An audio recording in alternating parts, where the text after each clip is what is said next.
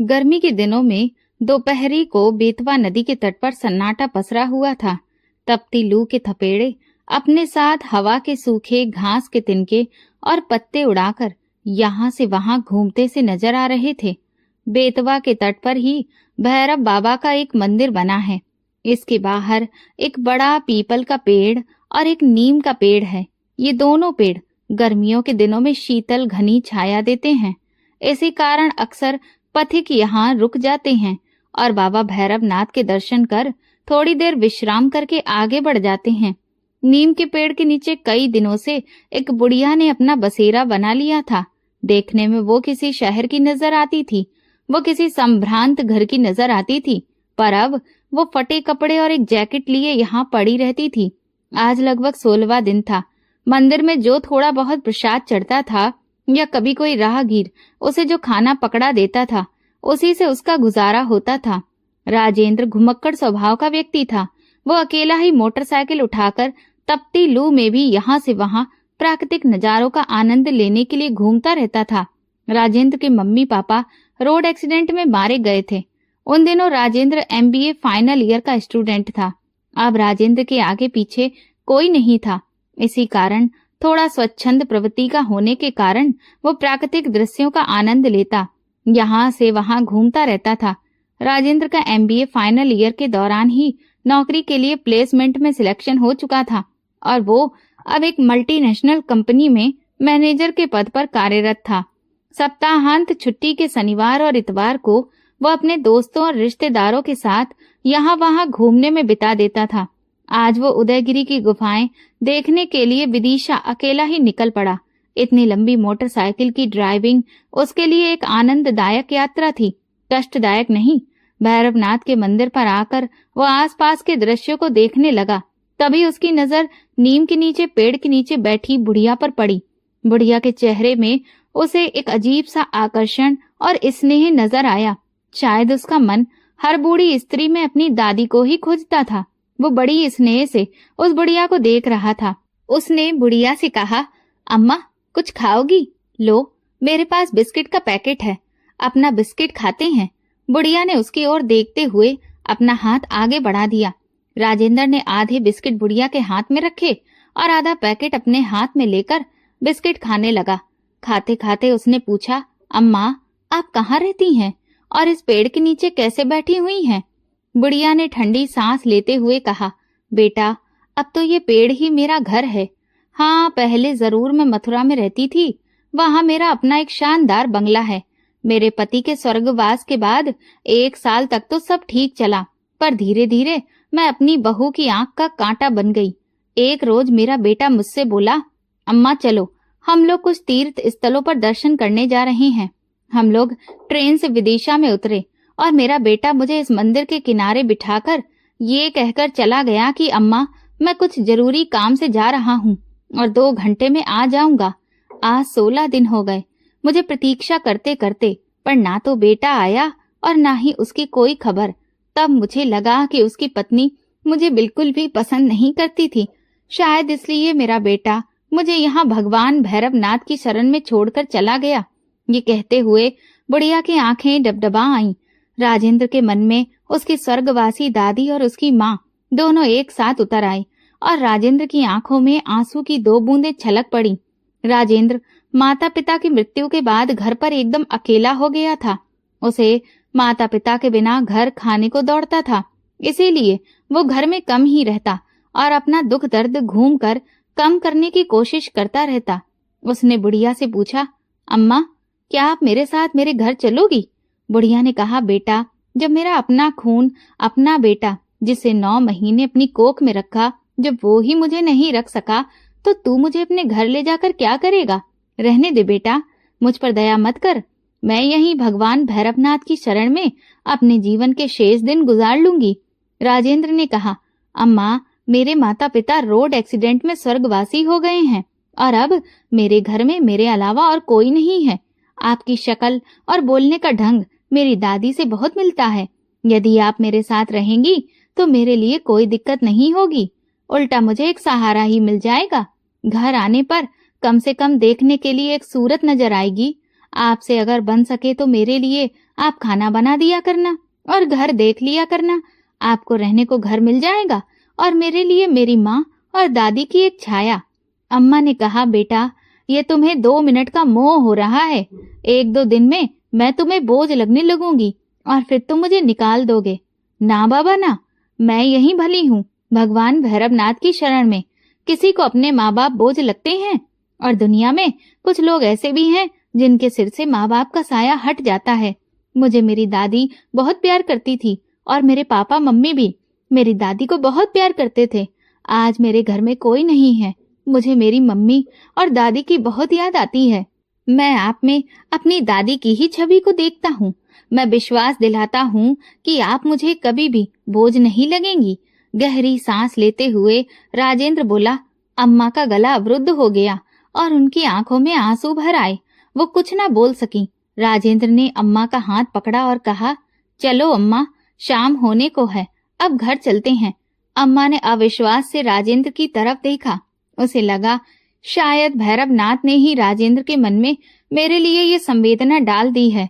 राजेंद्र ने अम्मा को मोटरसाइकिल पर बिठाया और बिना उदयगिरी की गुफाएं देखे हुए ही वापस अपने घर चला आया। इस घटना को आज 6 माह हो चुके हैं। राजेंद्र अब नियमित तौर पर समय से घर आ जाता है। अम्मा जी खाना बनाकर उसके आने की प्रतीक्षा करती हैं और सोते समय उसके सिर पर स्नेह से हाथ रख देती हैं। सुबह राजेंद्र को उठने के पहले अम्मा जी भगवान की पूजा कर लेती हैं और राजेंद्र का नाश्ता और खाना बनाकर रख लेती हैं। अम्मा को यदि एक घर मिला है तो राजेंद्र को दादी और माँ का सच्चा प्यार। दोनों एक दूसरे को पाकर बहुत खुश थे। यही उन्हें बाबा भैरवनाथ की देन है। अब राजेंद्र की लाइफ ढंग से सेटल हो गई। राजेंद्र रात को काफी देर से सोया था। अब उसके ऑफिस जाने का समय हो गया था, पर अभी उसकी नींद पूरी नहीं हुई थी। अचानक राजेंद्र ने अपने माथे पर ठंडी उंगलियों का स्पर्श अनुभव किया। उसे लगा जैसे उसकी माँ आकर उसे दुलार कर जगा रही है। दोबारा ठंडी उंगलियों का स्पर्श जब उसके चेहरे पर उसने महसूस किया तो उसने आंखें खोल दी। उसने देखा बुढ़िया अम्मा पूजा करके आने के बाद अपने गीले और फूलों की खुशबू भरे हाथों से उसके माथे और बालों को सहला रही थी। राजेंद्र ने अम्मा का हाथ अपने हाथों में थाम लिया और उसे होठों से छूकर फिर से माथे से लगा लिया। उसके हाथ अपने आप अम्मा के पैरों को जा पहुंचे और अम्मा के हाथ अपने आप आशीर्वाद देने के लिए उसके सिर पर पहुंच गए। आंखें बंद कर और बुदबुदाकर अम्मा ने भगवान से कुछ प्रार्थना की। अम्मा बोली, बेटा उठो, ऑफिस जाने का समय हो गया। राजेंद्र बोला, अम्मा, मेरे दोस्तों ने मेरे साथ मिलकर एक छोटी सी फैक्ट्री डालने का निर्णय किया है। आज से ऑफिस तो नहीं जाएंगे, बस इस फैक्ट्री की शुरुआत करनी है। दोपहर को 10 बजे फैक्ट्री की पूजा आपके हाथों से होनी है। आप तैयार रहिएगा। बेटा, खुद का धंधा तो खुद का ही धंधा होता है। आज तुमने सही राह चुनी है। समय के साथ साथ यही छोटी फैक्ट्री ईश्वर की कृपा, आशीर्वाद और तुम्हारी मेहनत से एक बहुत बड़ी फैक्ट्री में बदल जाएगी, ऐसा मेरा विश्वास है। कहते हुए अम्मा की आंखों में आशा के नए दीप जल उठे। फैक्ट्री शुरू हुए मात्र 1 साल हुई है, पर फैक्ट्री की ग्रोथ उसके तैयार माल की अच्छी क्वालिटी के कारण और उससे जुड़े लोगों की मेहनत के कारण बहुत तेजी से हो रही है। राजेंद्र अब एक और नई फैक्ट्री शुरू करने का विचार कर रहा है। राजेंद्र दिनों दिन व्यस्त और व्यस्त होता जा रहा है। अम्मा ने उससे एक दिन कहा, बेटा, सिर्फ काम ही जीवन का उद्देश्य नहीं होता। तुम्हें काम के लिए भी एक सहारे की जरूरत है। क्यों ना किसी एक अच्छी सी लड़की से तुम्हारा ब्याह कर दिया जाए। हाँ माँ, जीवन की व्यस्तता में और भागम भाग में कभी ये सोचने का समय ही नहीं मिला। अब इस काम को भी फाइनल कर ही लिया जाए। राजेंद्र की निगाहों में तुरंत संगीता की तस्वीर उभर आई। संगीता उसके मामा की बेटी की सहेली थी, जो पढ़ाई पूरी करने के बाद उसी के शहर में शायद कहीं नौकरी कर रही थी। राजेंद्र से उसकी मुलाकात कभी कभार हो जाती थी। उसका स्वभाव और शालीनता राजेंद्र को बहुत अच्छा लगता था। अम्मा और राजेंद्र संगीता के घर गए और शादी का प्रस्ताव दिया। संगीता के पापा ने तुरंत हाँ कर दी और संगीता दुल्हन बनकर अगले महीने ही राजेंद्र के घर आ गई। राजेंद्र जितना प्यार अम्मा जी को करता था, संगीता अम्मा जी के गुणों से और उनके स्नेह से उससे कहीं ज्यादा प्रभावित थी। अम्मा जी ने इस घर में उसकी माँ का स्थान ले लिया। न जाने कैसे अम्मा जी उसके दिल की हर बात जान लेती थीं और उसकी हर चाहत उसके कहे बिना ही पूरी कर देती थीं। समय बीतता गया और राजेंद्र के घर में एक बेटा गीत और एक बेटी सरगम दो फूलों की तरह खुशियां बिखेरने लगे। हमारी अम्मा जी अब दादी बन गई थीं और अब उनकी मुख्य जिम्मेदारी राजेंद्र और संगीता नहीं अपितु गीत और सरगम हो गए। अम्मा जी का बिस्तर अब गीत और सरगम के कमरे में लग गया था। रात को सोने के पहले ढेरों ढेर कहानियां सुनाना और जागने के बाद एक बच्चा उनके गले से झूलता था तो सरगम पीठ पर झूलकर उन पर अपना बराबरी का अधिकार सा दिखाती रहती थी। बच्चों का दोपहर का खाना बिना दादी माँ के हो ये संभव ही नहीं था। यदि बच्चे मम्मी पापा के साथ बाजार जाते तो वो जिद करके दादी माँ को अवश्य अपने साथ ले जाते। संगीता और राजेंद्र भी अपने दोनों बच्चों की जिम्मेदारी अम्मा जी को देखकर एकदम बेफिक्र हो चुके थे। राजेंद्र अब एक बहुत बड़े उद्योगपति हो चुके थे। उन्हें संगीता के रूप में एक बहुत अच्छा बिजनेस पार्टनर और जीवन साथी मिला था। इसी वजह से उनका उद्योग साम्राज्य अब नई नई ऊंचाइयों को छू रहा था। उनके उद्योग के ब्रांच ऑफिस अब देश के लगभग सभी प्रमुख नगरों में स्थापित हो चुके थे, जिनमें अनेकों अनेक कर्मचारी काम करते थे। अम्मा जी का बेटा अंकित, जो उन्हें विदिशा के रेलवे स्टेशन पर उतारकर भैरवनाथ जी के मंदिर में छोड़ गया था, घर जाते समय अत्यंत अपराध बोध से ग्रसित था। अपनी निष्पाप और निरपराध माँ के साथ किया गया अन्याय उसे हर पल बिच्छू की तरह दंश देता रहता था। अपने गृह कलेश से दुखी होकर और अपनी पत्नी के साथ सुख से जीने की चाह में उसने माँ को छोड़ तो दिया था, पर उसका अंतर हाहाकार करता रह जाता, जिसे वो किसी से साझा भी नहीं कर पाता था। अब घर में उसकी पत्नी का एक छत्र राज्य था। घर के खर्चे और दुकान से फिजूल खर्ची के लिए पैसे निकालना अब उसी की इच्छा अनुसार होने लगा था।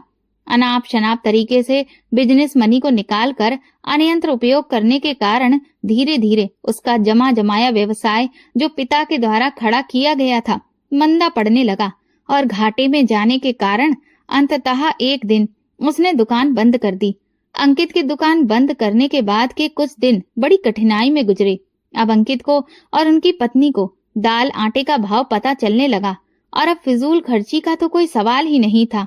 उसके किसी दोस्त ने, जो कि एक बड़ी कंपनी में काम करता था, अपनी सिफारिश पर उसकी नौकरी अपनी कंपनी में लगवा दी और इस तरह से अंकित की गाड़ी फिर से चल निकली। अब तक अंकित के भी 2 बच्चे हो चुके थे। एक बार ठोकर खाने के बाद अंकित अब कंपनी में भी बहुत मन लगाकर काम का साथ काम करता था। बुद्धिमान तो वो था ही, मन लगाकर काम करने के कारण फैक्ट्री में उसे उचित सम्मान मिलने लगा। अब वो अपनी फैक्ट्री का एक महत्वपूर्ण कर्मचारी हो गया। अंकित की कंपनी में स्थापना की सालगिरह का वार्षिकोत्सव था। सभी एम्प्लॉयज की परफॉर्मेंस के आधार पर पुरस्कार वितरण होना था। अंकित मेहनती तो था ही, योग्य भी था। उसे भी योग्यता के लिए पुरस्कार मिलना था। ये पुरस्कार उनकी कंपनी के मालिक के द्वारा दिया जाना था। नियत तिथि को पुरस्कार वितरण समारोह शुरू हुआ। ये पहली बार था जब मथुरा के एम्प्लॉय अपने मालिक, अपनी कंपनी के मैनेजिंग डायरेक्टर से रूबरू हो रहे थे। आज उनकी फैक्ट्री में और उनकी कंपनी में विशेष दिन था। मैनेजिंग डायरेक्टर अपनी माँ और बच्चों के साथ प्रोग्राम में शिरकत करने के लिए आ रहे थे। प्रोग्राम शुरू हुआ और पुरस्कार वितरण के लिए मैनेजिंग डायरेक्टर साहब से अनुरोध किया गया। मैनेजिंग डायरेक्टर स्टेज पर आए और उन्होंने कहा, आज हमारी कंपनी जो कुछ भी है हमारी अम्मा जी के आशीर्वाद से है, अम्मा जी की प्रेरणा से है। मैं पुरस्कार वितरण करने का सही अधिकारी नहीं हूँ। मैं अम्मा जी से अनुरोध करता हूँ कि कृपया वो आएं और अपने हाथों से हमारे सभी प्रतिभागियों को पुरस्कार वितरण करें। अम्मा जी स्टेज पर आईं। उनकी स्मृतियों में ये शहर फिर से जीवंत हो उठा। इसी मथुरा शहर में तो वो ब्याह कर आई थीं। यहीं उनका बेटा था और यहीं उनकी हवेली भी। यहाँ की गली गली और द्वारिकाधीश कृष्ण जन्मभूमि, भूतेश्वर और ना जाने कितने मंदिर, जहाँ वो दर्शन करने अपने परिवार के साथ जाती थीं, उनकी आंखों के सामने जीवंत हो उठे। अम्मा जी की आंखों से अश्रुधारा बह निकली। वे अपनी आंखें पोंछते हुए स्टेज पर आईं। अनाउंसर प्रतिभागियों के नाम बोलते गए और अम्मा जी उन्हें एक एक कर पुरस्कार देती गईं। तभी अनाउंसर ने एक और नाम पुकारा, अंकित जायसवाल। अम्मा जी के चेहरे पर ये नाम सुनकर न जाने कितने भाव आए गए। सामने आने वाला व्यक्ति कुछ पहचाना सा लग रहा था, परिचित सा लग रहा था। अम्मा जी ने ध्यान से देखा, सचमुच में उनका ही तो बेटा था अंकित, अंकित जायसवाल, जो उन्हें तीर्थ यात्रा का झांसा देकर विदिशा के भैरवनाथ मंदिर में बड़ी बेदर्दी से छोड़ गया था। एक बार भी उसे अपनी माँ का ख्याल नहीं आया था।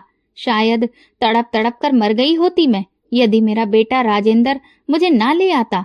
अम्मा जी की आंखों में प्यार और नफरत एक साथ उभर आए। उन्हें ऐसा महसूस हुआ जैसे सारी दुनिया तेज घूम रही हो। बड़ी मुश्किल से उन्होंने अपने आप को संभाला। अम्मा जी ने अपरिचित की तरह अंकित को पुरस्कार थमा दिया और अपना मुंह दूसरी तरफ कर लिया। अंकित ने ध्यान से देखा, पुरस्कार देने वाली महिला कोई और नहीं, उसकी अपनी माँ थी। देखते ही उसके होश उड़ गए, पसीने छूट गए थे उसके। वो माँ के पैरों में गिर पड़ा। उसे विश्वास ही नहीं होता था कि इतने बड़े साम्राज्य की अधिशास्त्री उसकी माँ ही है। अंकित ने हाथ जोड़कर माँ से माफी मांगी और कहा कि माँ चलो, घर चलना है। माँ ने कहा, कैसी माँ, कैसा घर? मेरा तो बेटा उसी दिन मर चुका जिस दिन मुझे बेतवा नदी के किनारे छोड़कर आया था। आज के बाद ना मैं तुम्हारी माँ और ना ही तुम मेरे बेटे हो, कहकर अम्मा जी पुरस्कार वितरण बीच में ही छोड़कर अपनी सीट पर जा बैठी। अंकित माफी मांगता रहा, लेकिन उसकी तरफ अम्मा ने देखा तक नहीं और कुछ समय पश्चात मुंह मोड़कर वापस राजेंद्र के साथ चली गईं। अंकित जायसवाल शुरू से ही अपनी माँ का बड़ा लाडला था, पर था वो एक कमजोर मानसिकता का व्यक्ति। जब उसकी शादी जया से हुई तो शुरू में तो सब ठीक ठाक चला, पर जया को भी एहसास हो चुका था कि अंकित एक कमजोर व्यक्तित्व का व्यक्ति है और इस पर अपना पूरा नियंत्रण किया जा सकता है। अंकित के पिता की मौत के बाद घर और दुकान की सारी जिम्मेदारी अंकित के ही पास आ गई। अंकित वैसे तो बुद्धिमान व्यक्ति था, पर वो अपनी पत्नी जया का कहना कभी नहीं टाल पाता था। वो उसकी सभी सही और गलत मांगे हमेशा पूरी करता रहता था। अंकित के पिता सेठ रोशन लाल मथुरा की एक जानी मानी हस्ती थे। उनकी किराने की और ड्राई फ्रूट्स की एक बहुत बड़ी दुकान थी। रोशन लाल मितव्ययी व्यक्ति थे और पैसे को संभाल कर खर्च करना जानते थे। वे पैसे की कदर करते थे और पैसा उनकी। इसी कारण घर में बहुत सुख समृद्धि थी, जो उनकी मृत्यु के बाद भी कायम थी। जया का भाई जितेंद्र भी अपने पिता का बिजनेस संभाले हुए था, पर उसके कपड़े के व्यवसाय में बहुत घाटा हो गया था।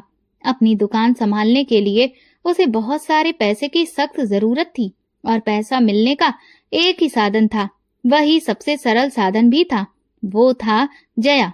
अपनी बहन का घर वो जया के पास पैसे मांगने आया।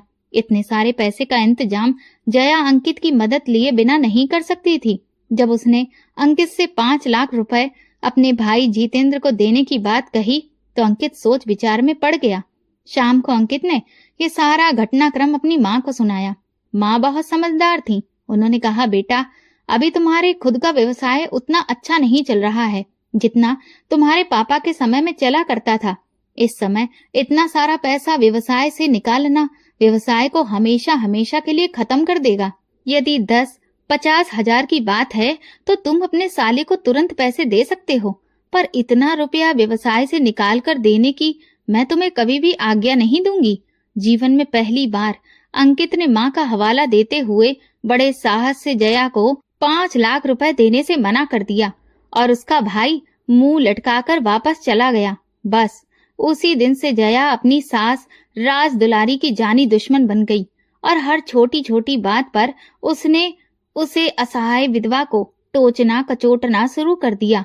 और तो और वो उसके खाने में भी कभी नमक ज्यादा डाल देती और कभी उसकी सब्जी की कटोरी में ढेर ढेर मिर्ची डाल देती। जब वो पूजा के लिए और भजन के लिए बैठती तो जया जोर जोर से अपने फिल्मी गाने म्यूजिक सिस्टम पर बजाने लगती।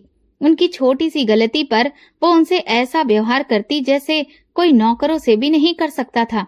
जया को हर पल यही एहसास होता कि ये राज दुलारी ही है जिसके कारण उसके भाई का व्यवसाय ठीक से नहीं जम पाया। जब इस बुढ़िया ने मेरे भाई का ही भला नहीं होने दिया तो ये तो अब मेरी आंख का कांटा बन गई है, जिसे किसी न किसी तरह से निकाल फेंकना होगा। यही विचार उसके मन में राज दुलारी के प्रति जहर घोलता रहता था। राज दुलारी हमेशा खामोश रहती थी। वो अपनी बहू के व्यवहार से बहुत परेशान आ गई थी। बहू का घटिया व्यवहार और कटु वचन से उनका दिल छलनी छलनी हो जाता था। वो अपने बेटे और बहू को बद्दुआ भी नहीं दे सकती थी।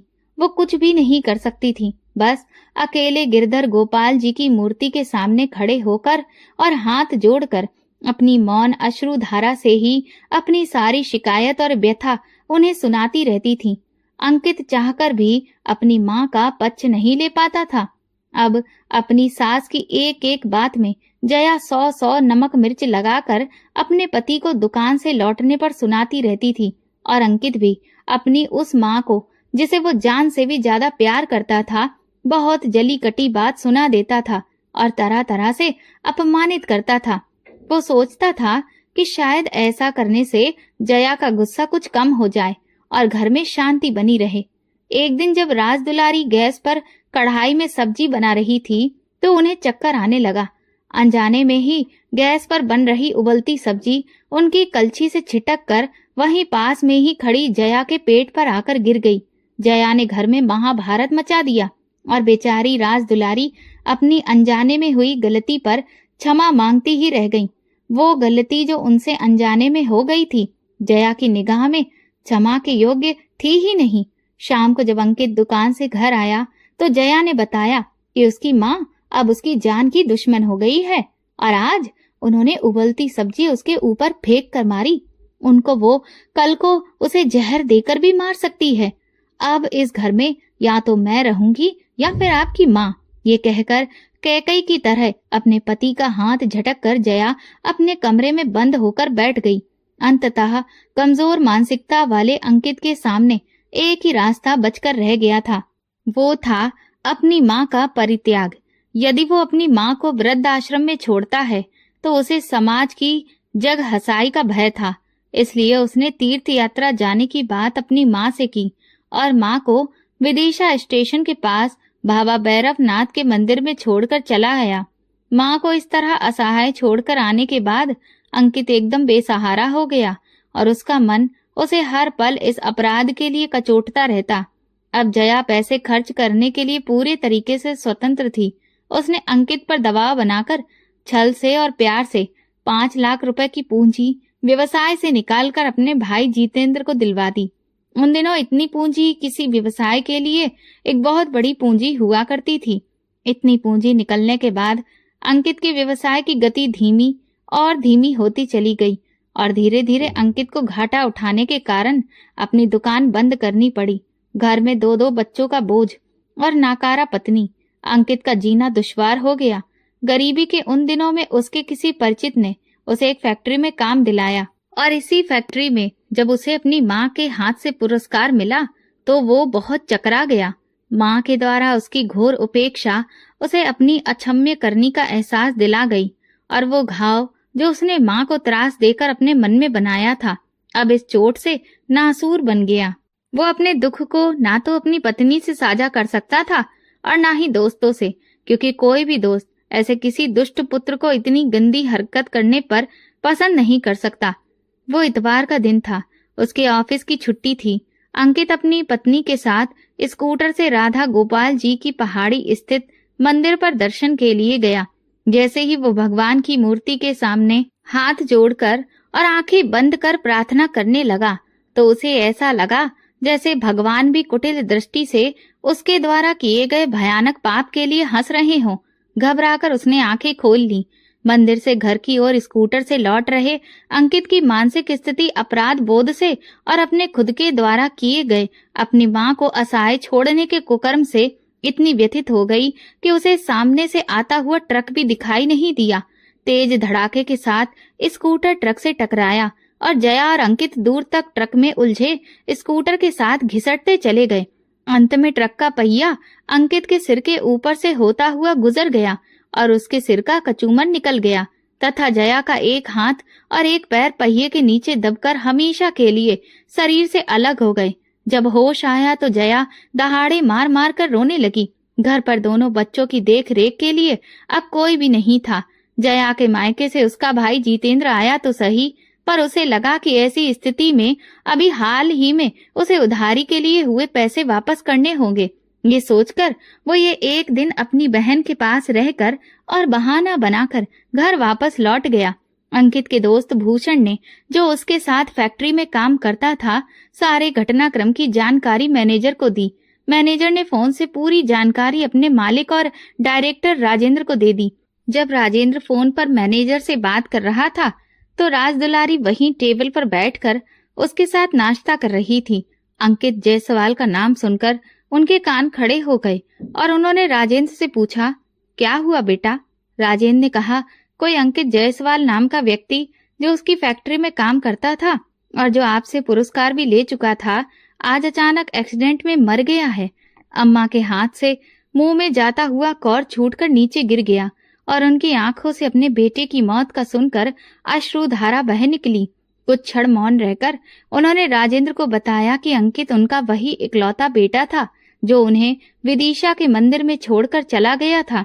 राजेंद्र के मुंह पर अंकित के लिए घृणा के भाव उभर आए। वो बोला, जैसी करनी वैसी भरनी। जो अपनी माँ का ही नहीं हो सका था, उसके लिए यही सजा भगवान के उपयुक्त समझी। माँ कुछ देर तक खामोश रही, फिर अचानक ही उनके चेहरे पर दृढ़ निश्चय उभर आया। राजदुलारी ने कहा, बेटा, मुझे कुछ दिनों तक के लिए वापस मथुरा जाना है। अंकित का अंतिम संस्कार भी करना है और अनाथ हुए बच्चों को भी देखना है। मैं जब समय मिलेगा तो दोबारा तुम्हारे पास आ जाऊंगी। मेरे जाने का इंतजाम कर दो। इतना सुनकर राजेंद्र की पत्नी रुपयों से भरा हुआ एक छोटा सा बैग लेकर आई और अम्मा के हाथ में देते हुए बोली, माँ, ये थोड़े से पैसे हैं, रख लीजिए, आपको वहाँ काम आएंगे। आंखों में आंसू भरी अम्मा ने स्नेह से बहू के सर पर हाथ फेरते हुए कहा, बेटी, मैं अभी ये पैसे तुमसे नहीं ले सकती। तुम्हारा प्यार और स्नेह ये मेरे लिए सबसे बड़ी पूंजी है। तुम लोगों ने मुझ बेसहारा को आश्रय दिया, यही बहुत है। मैं तुम पर और बोझ नहीं बनूंगी। राजेंद्र ने पैसों से भरा हुआ वो बैग माँ के सामान में जबरदस्ती रख दिया और कहा, कोई माँ अपने बेटों पर कैसे बोझ हो सकती है? यदि आप ये पैसे लेकर नहीं जाएंगी तो मुझे लगेगा कि शायद मुझसे कोई बड़ा अपराध हो गया है, जिसका दंड आप मुझे दे रही हैं। चुपचाप पैसे रख लो माँ, नहीं तो मैं रो पड़ूंगा। अम्मा की आंखों में आंसू भरे हुए अपना सामान लेकर कार में बैठ गईं और कार उसे लेकर अपने घर मथुरा की ओर चल पड़ी। अम्मा जी की गाड़ी ग्वालियर पार कर चुकी थी। मथुरा अभी भी 4 घंटे का रास्ता था। अम्मा के दिमाग में बार बार अपने बेटे अंकित के बचपन के शैतानी से भरे दिन याद आते जा रहे थे। उसकी नादानी की हर एक याद तस्वीर बन उनकी आंखों में उभर रही थी। उसकी हर याद थोड़ी देर के लिए माँ की आंखों में मुस्कान लाती और अगले ही पल गंगा जमुना की धाराएं आंखों से बहने लगती। जब वो घर पहुंची तो अपने घर के दरवाजे को देखकर उनकी आंखें डबडबा आईं। उन्हें ऐसा लगा जैसे उनके पति सेठ रोशन लाल दरवाजा खोलकर खड़े हो जाएंगे या फिर उनका बेटा अंकित माँ माँ पुकारते हुए चला आएगा। लेकिन घर के अंदर फैले सन्नाटे ने उनका दिल तोड़कर रख दिया। उनका हृदय जैसे टूटकर बिखर पड़ा और फिर उनकी आंखों से अविरल अश्रुधारा बह निकली। घर का दरवाजा खटखटाने पर अंदर से उसकी पड़ोसन जानकी बाहर निकली और उसके साथ ही 2 नन्हे बच्चे मोहन और जयश्री भी बाहर निकले। जानकी ने बच्चों को बताया कि ये तुम्हारी दादी माँ हैं, जो तीर्थ यात्रा को चली गई थी, आज वापस आई हैं।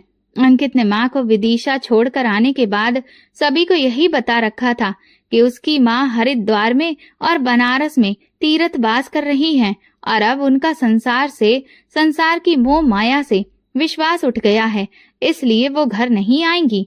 जयश्री और मोहन सहमे हुए से दादी माँ के पास आए और दादी माँ ने उन्हें गले से लगा लिया। जानकी ने बताया कि बहू के एक हाथ और एक पैर पूरे तरीके से कट गए थे। डॉक्टर ने बहू का हाथ तो जोड़ लिया पर पैर नहीं जुड़ पाया और बहू अभी भी अस्पताल में भर्ती है। उसे ठीक होने में कम से कम 20 दिन लगेंगे। जानकी ने बताया कि कैसे अंकित के सिर के छोटे छोटे टुकड़ों को उठाकर बैग में रखकर पुलिस लाश को पोस्टमार्टम के लिए लेकर गई थी और 1 दिन बाद ही उसका अंतिम संस्कार किया जा सका था। अम्मा गहरी सांस लेकर अपने बेटे की दुर्गति की कहानी सुनती रहीं और रोती रहीं। उन्होंने अब अपना मन स्थिर किया और अपनी बहू को देखने अस्पताल जा पहुंची। अर्धचेतन अवस्था में जया अपनी सास को देखकर शर्म, दुख और ग्लानि के कारण रो पड़ी। अपने एक हाथ से माँ का हाथ थामते हुए बोली, माँ देखो, मुझे मेरे सारे पाप कर्मों की सजा मिल चुकी है। आज मेरा पति मेरे साथ नहीं है और बच्चे अनाथ हो गए हैं। जिस भाई के लिए मैंने इतना सब किया, वही ऐसे गाड़ी समय में एक दिन रुक कर अपने घर चला गया। जिन रुपयों के कारण अपनी दुकान ही खत्म हो गई, वो भी उसने वापस नहीं किए। अम्मा ने जया के सिर पर हाथ फेरते हुए कहा, बेटी रो मत, भाग्य में जो लिखा है वही होता है। उसी के कारण मुझे और तुम्हें इतने दुख मिले हैं, लेकिन अब सब्र से काम लो बेटी। और हमारे सामने मोहन और जयश्री के संभालने की जिम्मेदारी है और घर चलाने के लिए कुछ न कुछ करना ही होगा। इसके लिए हिम्मत रखने की आवश्यकता है। रोकर हम कुछ भी नहीं प्राप्त कर पाएंगे बेटा। ये कहकर अम्मा ने जया के सिर पर हाथ फिराया और बोली, इसलिए हिम्मत रखो और शीघ्र ही स्वस्थ होने की कामना करो। अपनी सास का सहारा पाकर जया को बहुत हिम्मत मिली। उसे जितना सास का सहारा मिलता, वो उतना ही ज्यादा रोती थी। इस तरह रोने से उसके अंदर के सारे कलुष धुल गए और उसे अपने आप में थोड़ा हल्कापन और दृढ़ता का भाव महसूस हुआ। जब तक जया अस्पताल में थी, अम्मा ने अपने पति सेठ रोशन लाल के मुंशी जी को बुलवा भेजा और अपनी बंद दुकान की सफाई करवाने को कहा तथा राजेंद्र के दिए हुए रुपए उन्हें देकर बोली, मुंशी जी, बाजार से थोड़ा थोड़ा सामान सभी अपनी दुकान चलाने के लिए उठा लो। हमें ज्यादा किसी से उधार नहीं लेना है। जितना होगा उसमें एक छोटी सी दुकान चलाएंगे और बच्चों का जीवन संभालेंगे। मैं खुद अब दुकान पर बैठूंगी और आपकी मदद से हम अपना धंधा